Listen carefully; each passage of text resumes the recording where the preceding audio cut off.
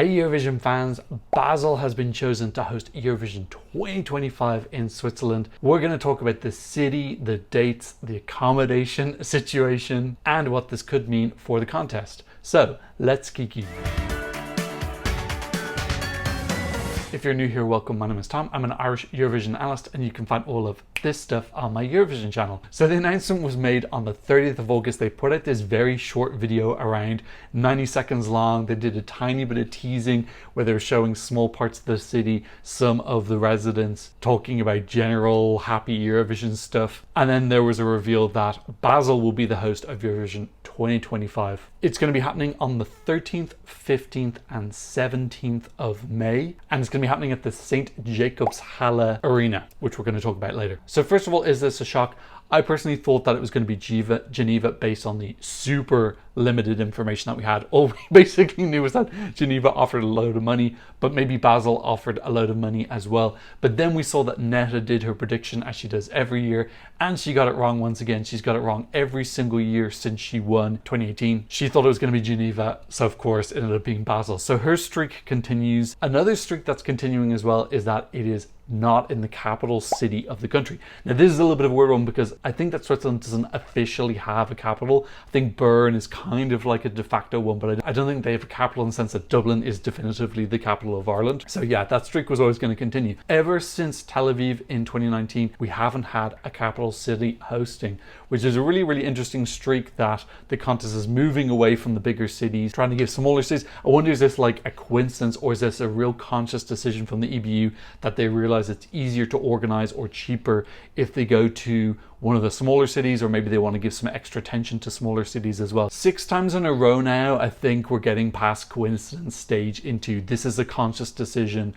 by the EBU. Maybe it's just a sign of the times in terms of economy and how much it costs to host. This is also one of the smaller cities. So if we look, Tel Aviv had 440,000 people, Rotterdam 620,000, Turin 886, Liverpool 500,000, Malmö 360. Basel only has 170,000 people. So a much smaller city, under half of the population of Malmö. So this is going to be a small scale. So I wonder, when is the next time we're going to go back to a capital city? Is it going to take Iceland or Cyprus or Malta or one of the smaller countries winning? Or if Croatia, for example, if Croatia had won last year, I think it very much would have been in Zagreb. Do we need to go back to a capital city, or is it really necessary for the contest? At the end of the day, the show happens with the arena. So what city is outside the arena is irrelevant for 99.9% of people. It's just the fans who are going, who I suppose is a bit more important. Okay, so a little bit about Basel. Quickly about the pronunciation. There are several pronunciations for Basel. In Swiss German, it is Basel, which is the one that I'm going to use for this season because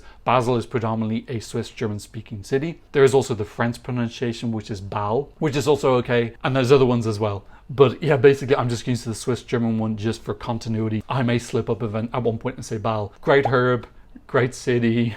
Are they going to throw some herb jokes into the script? It just writes itself, baby. It is the hometown of Roger Federer. If you follow tennis, that's where he was born. I think pretty much sure where he was raised as well. And actually the location of the arena, St. Jacob's Halle, is where the Swiss indoor tournament happens. And if we look at Google Maps, we can see Basel's got this really interesting location where it's in the northwest corner. So it's right on the border with France on the northwest, Germany to the north. So it is an interesting location because we're right between two countries. Geneva was interesting as well because Geneva would have been completely surrounded by France, and then Italy not too far away. We can also see here it's not too far from Zurich and also very close to Liechtenstein. So if Liechtenstein are ever going to join, I've heard that they're trying to. I don't know how half-hearted it is, but this is really, really close to them. You can see you could probably cycle if you had a really good bike, or you're a really good cyclist, or you could walk if you're like a hardcore speed walker. So yeah, it's walking, cycling distance technically based on your health. We can also see it's not too far from Bern as well. So kind of an interesting central location, and it does feel like, because it's so close to Germany and France, this feels like real in the central core. And we saw in that 90-second clip where they announced the city that they brought up, this is the birthplace of Eurovision. Obviously the first Eurovision happened in Switzerland in 1956. So we get a sense that they're going to lean heavily into that. We knew that they were going to lean into that.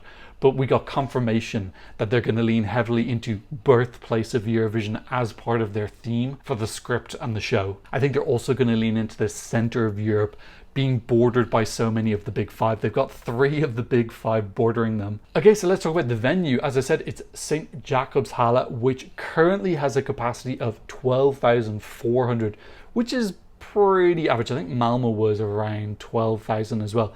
Luckily, it underwent a renovation in 2016 until 2018, where they added an extra 3,000 seats, because before that it was around 9,000, which is definitely on the smaller side. I remember Tel Aviv was in a convention center and that was 9,000. I remember that was quite a small space. Keeping up the standard in that 12 to 16 range. It's also got some swimming pools and tennis courts, obviously because the tennis tournament is there as well. So I don't know if they're going to use the swimming pool. We saw this year with the Olympics that France used the River Seine as part of the opening ceremony.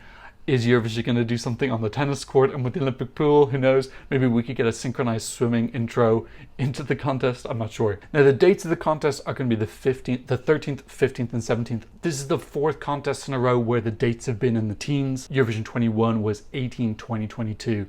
But since then, all of the dates have been kind of like early teens, 11, 13, 15, etc. Yeah, so no big change there. Now, in terms of accommodation, my God, the accommodation situation with Eurovision is getting messier and messier each year. And it doesn't seem like the EBU give an F about it at all, or it seems to be a problem that's just getting worse and worse. So there is nothing in Basel right now. But yes, accommodation, everything is sold out. I actually did a search and there was only one result, and it was €10,000 with breakfast included. Someone actually thought that I was buying this. I don't know how rich people think I am. I would never pay €10,000 for accommodation. I would put that €10,000 towards a house deposit. I actually had somewhere booked for Bal. I booked it just before the final, but the hotel got back to me and said they overbooked. So at that point then everything was gone. So there's really nothing right now. And I think that does tie in with the fact that it is a slightly smaller city. I think there is a little bit less hotels. So I think that some people are going to be staying over the border in France. That's probably where I'm looking right now, in Saint-Louis, Heny, Village-Neuf, Hegenheim. So these are all cities that are just across the border in France, which are way cheaper.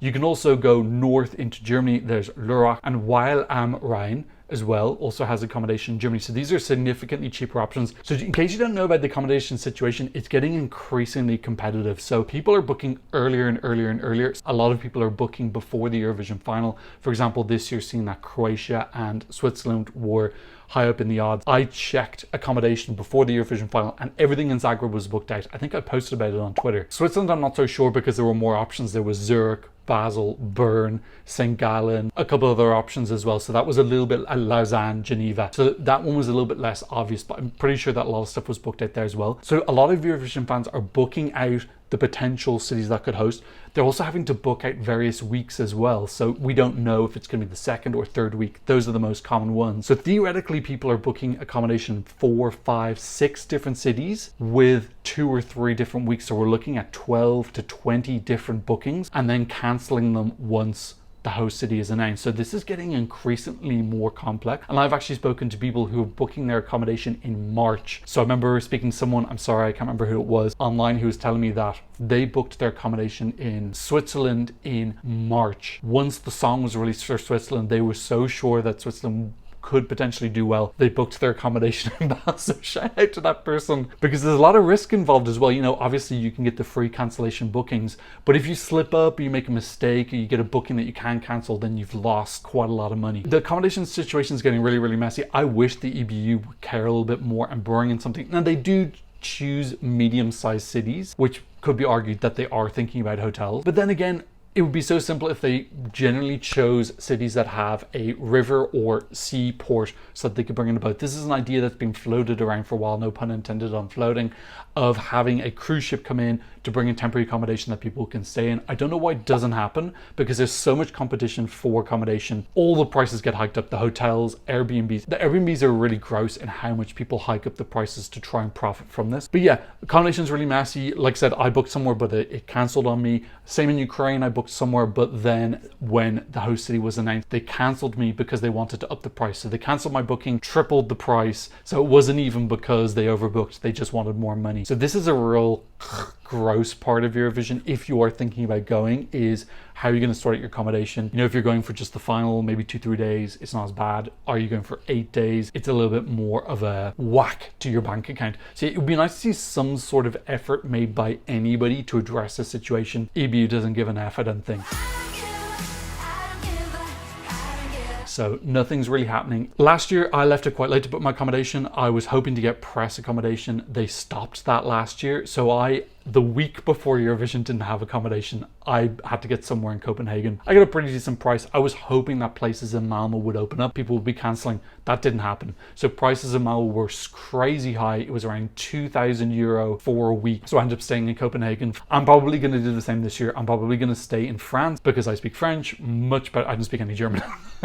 My French isn't better than my German. My German is non-existent. My French is pretty decent. Other people are saying to me that the nearest big French town is Mulhouse, which I assume has pretty regular connections with Basel. It's a little bit annoying to have to travel in, particularly in Malmo where there was no cloakroom. That's why I ended up only going to Euroclub one time last season, because it was I had all my kit with me, my filming equipment, all my magnets. I had nowhere to put them. It was just really, really off-putting. So a little bit of a shame. I don't know if the security is going to be as intense this year. It was very intense in Malmo. But yes, accommodation is a nightmare. If I wasn't covering the event in person, I would be very tempted just to stay at home, but I do want to cover the event live, so I am still thinking about going. But yeah, I'm probably going to stay in France. Okay, so what do I think about Basel? I've actually been there before. I went there in 2015 to visit a friend. It's very pretty. It's got a little bit of a small town feel. It is like a bigger city, but it's also got that village feel. Really, really beautiful river in the center. I didn't take that many photos for some reason. I'll put a couple of them up. I also went traveling in other places in Switzerland. I went to Gstaad, where there's another tennis tournament. I went to a couple other places. I'll put them up here. So yeah, it's pretty. Switzerland's very expensive. Fingers crossed for a slightly more affordable country to win next year. But congratulations to you if you're one of those people who booked accommodation in Basel